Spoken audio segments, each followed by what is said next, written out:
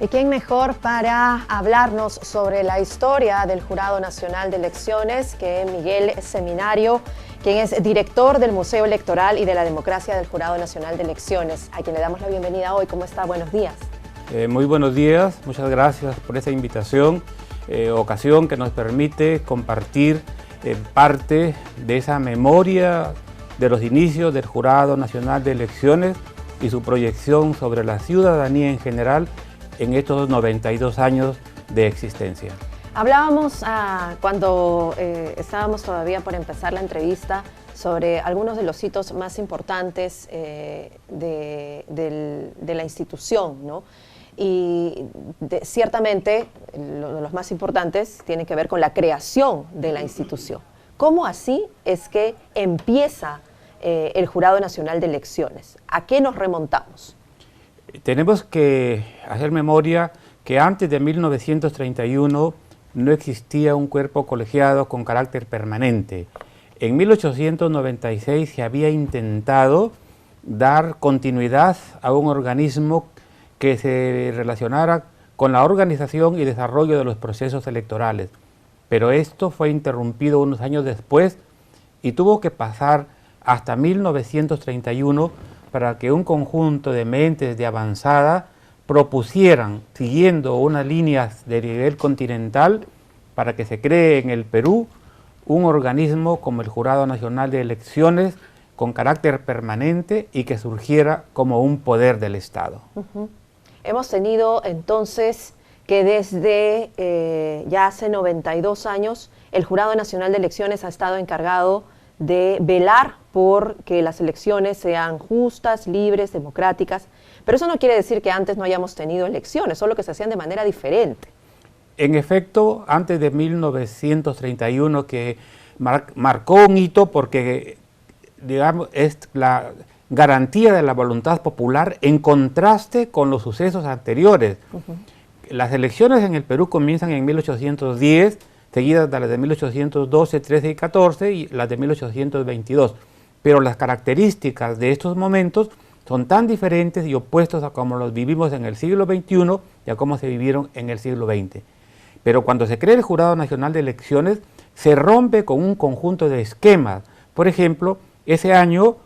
el voto es secreto, se deja de lado el voto público donde no había garantía de la voluntad popular porque se votaba frente a una mesa donde todos se enteraban por la voluntad del ciudadano y además el voto se firmaba.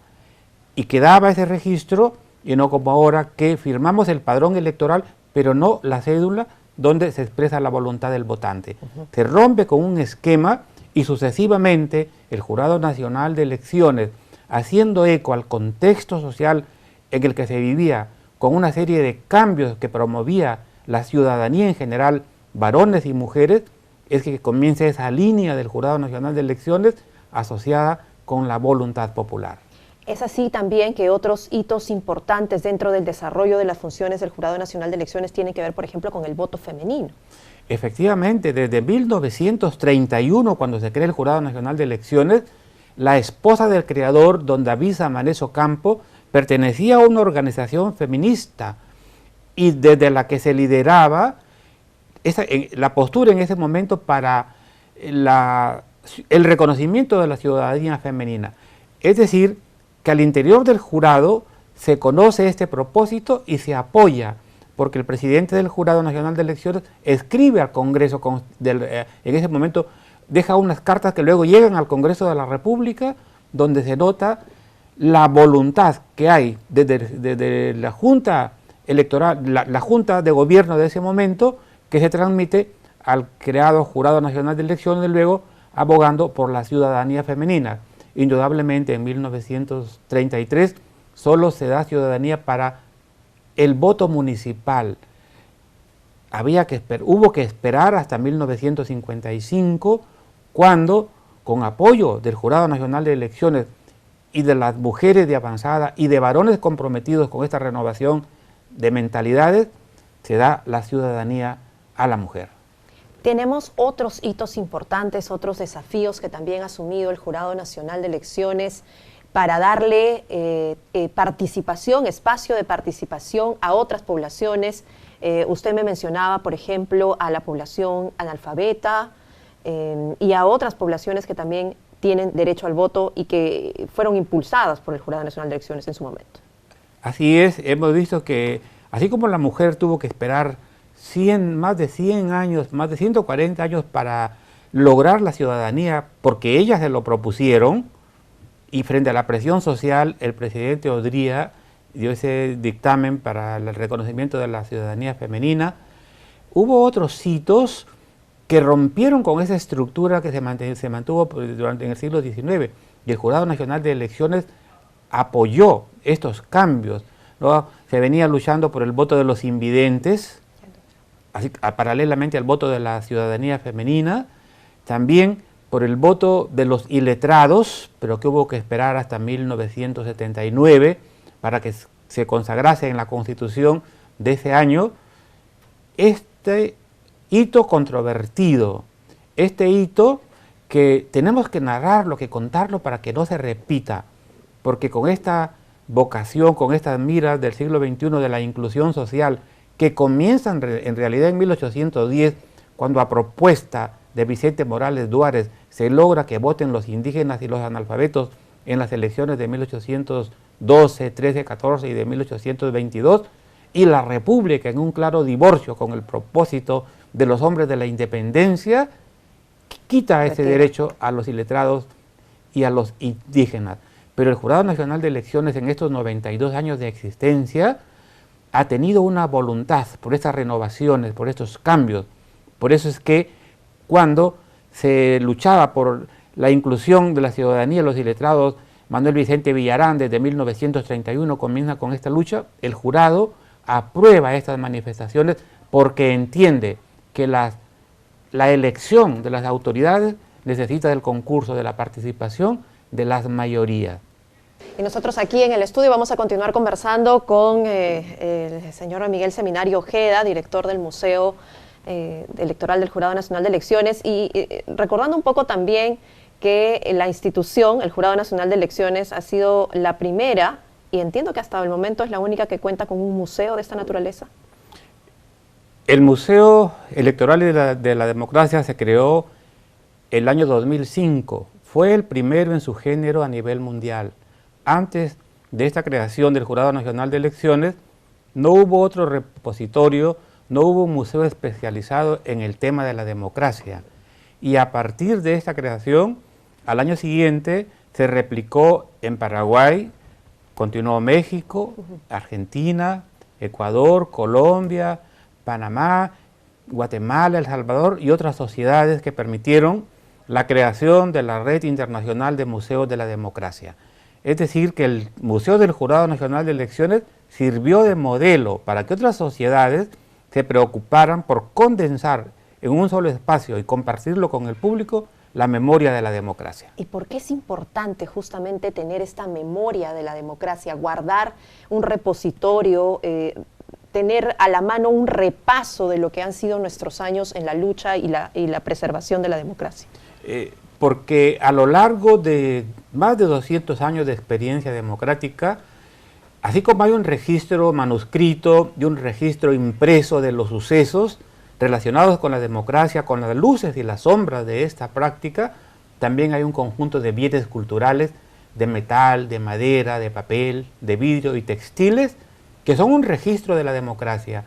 Y había una necesidad de condensarlos en un solo espacio y exponerlos, con la intención de sensibilizar al público en el conocimiento de su pasado democrático y en la valoración del patrimonio cultural. De esta manera se logra un viaje imaginario que empieza un recorrido en 1810 y acaba el 2021. De esta manera, los que visitan las salas de exposiciones de manera presencial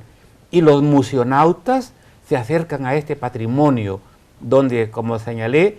están las luces y las sombras de la democracia y también están las historias controvertidas e indecibles que tenemos que contar para que no se repitan, como la negación de la ciudadanía femenina, la limitación del voto para los analfabetos y otros sectores que hoy día, en el siglo XXI, como ese logro de la paridad, la alternancia, las cuotas de jóvenes, de mujeres, todo esto ha cambiado, ha renovado la práctica de la democracia porque se ha entendido que los valores que inspiran el comportamiento democrático empiezan con la igualdad, la libertad, el consenso, la inclusión, el respeto, la tolerancia y otros que son internalizados por los niños y las niñas, futuros ciudadanos y futuras ciudadanas, para que después no se arrepientan por a quién delegaron poder para el ejercicio como autoridad. Eso es muy importante y ese es uno de los trabajos, de hecho, que se realiza desde el Jurado Nacional de Elecciones, el de la educación, la concientización a la ciudadanía. Y hay que recordar además que el Jurado Nacional de Elecciones, y usted nos lo ha mencionado a lo largo de la historia, desde el momento de su concepción se pensó y de hecho se instauró como un órgano autónomo, con independencia. Así es, nace como un poder del Estado y se mantuvo así por casi 60 años. Estuvo el Jurado Nacional de Elecciones como un poder del Estado,